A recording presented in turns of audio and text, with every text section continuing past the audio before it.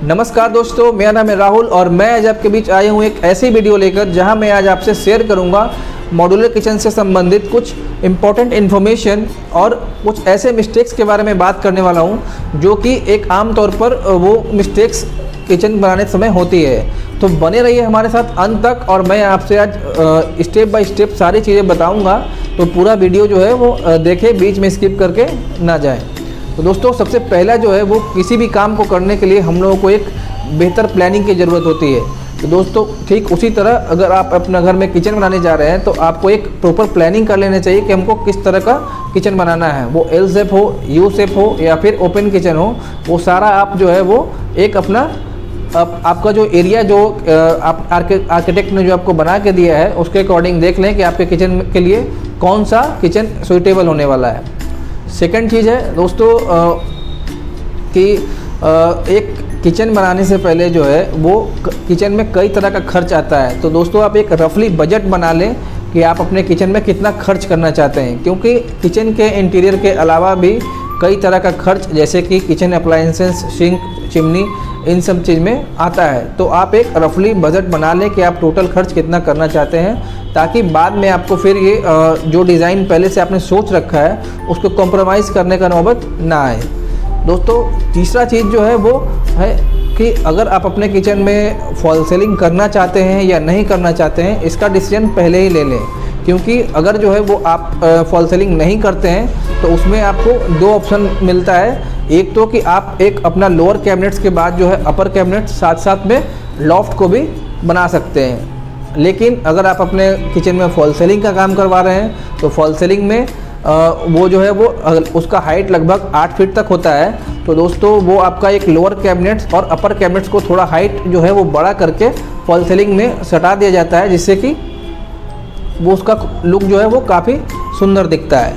और दोस्तों, तीसरा चीज़ जो है वो प्लेटफॉर्म का स्लैब के बारे में है। दोस्तों, जैसे कि आपको पता है कि अभी जो है वो कई लोग जो है वो स्ट्रेंथ को प्रेफरेंस ज़्यादा देते हैं और कुछ लोग जो कंटेम्प्रेरी डिज़ाइन चलता है उसको ज़्यादा प्रेफरेंस देते हैं। दोस्तों, किचन स्लैब जो है वो दो तरह का होता है। एक तो कि आप कॉन्क्रीट वाला स्लैब बनाते हैं अगर, तो आप उसको जो है वो उसके अंदर जो है वो सिलेंडर के हाइट से 4 इंच ज़्यादा जो है उसको रखें, तो आपको ये पूरा कंप्लीट होने के बाद जो है वो आराम से सिलेंडर अंदर या बाहर कर सकते हैं।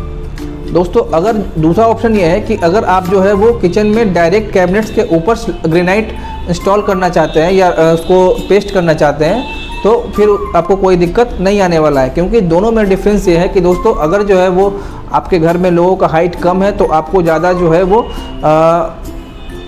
कैबिनेट के ऊपर डायरेक्ट ग्रेनाइट इंस्टॉल करवाना चाहिए। इससे आपका जो है वो किचन का जो फाइनल जो हाइट है वो लगभग 2.5 फीट ही आएगा। लेकिन अगर आप कंक्रीट का जो अगर आप स्लैब बनवाना चाह रहे हैं तो आपका उसका टोटल हाइट जो है वो 34 से 35 इंच चला जाता है, जो कि अगर आपके घर में जो खाना बनाने वाले जो ज़्यादातर जो किचन को यूज करने वाली महिलाएं हैं तो उनको आप वो खाना बनाने में दिक्कत आ सकता है। दोस्तों, चिमनी जो है वो दो तरह का आता है, एक 60 सेंटीमीटर और 90 सेंटीमीटर का चिमनी रेसिडेंशियल यूज के लिए आता है। तो अगर आपके घर में 3 से 4 लोग हैं तो आपके लिए 60 सेंटीमीटर का जो चिमनी आता है वो सफिशिएंट होगा, और अगर उससे ज़्यादा लोग हैं तो आप 90 सेंटीमीटर के चिमनी जो है उसको लगा सकते हैं।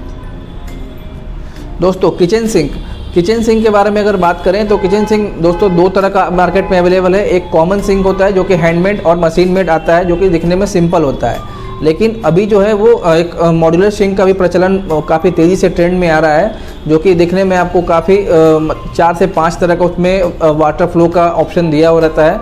वो दिखने में भी काफ़ी सुंदर लगता है। तो दोस्तों, आप कौन सा सिंक लगाना चाहते हैं ये अपना डिसीजन जो है वो पहले ले लें, क्योंकि उसका जो आपका पाइपिंग का जो सिस्टम है दोनों का अलग अलग होता है। एक कॉमन सिंक जो आप घर में किचन में यूज करते हैं उसका जो है वो सारा पाइपिंग सिस्टम जो है वो किचन के स्लैब के ऊपर रहता है। लेकिन मॉड्यूलर सिंक में जो है वो सारा पाइपिंग जो है वो प्लेटफॉर्म के नीचे ही दिया रहता है। तो आपको उस हिसाब से जो है वो पाइपिंग का अपना काम करवाएं और उसको कैबिनेट बनाने के पहले वो सारा जो है वो काम करवा लें और उसको फिर एक पॉइंट दे करके उसको बंद कर दें, वो काम सारा प्लम्बर का है। तो दोस्तों प्लम्बर को आप पहले ही बता दें कि आपको किस तरह का सिंक यूज करना है, उसी के हिसाब से वो आपका पाइपिंग का काम करेगा।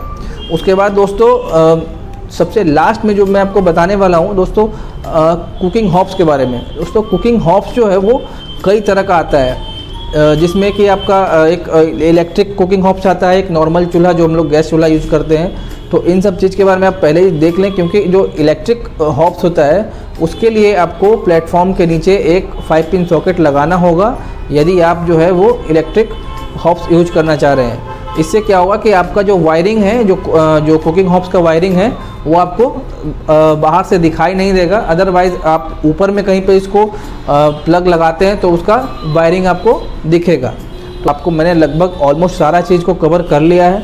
फिर भी अगर आपको कुछ ऐसा चीज़ दिखता है कि इस चीज़ को भी करना चाहिए था, तो आप नीचे कमेंट में जो है वो मेंशन करें और मुझे बताएं, मैं अगले वीडियो में उसको फिर से बनाऊँगा।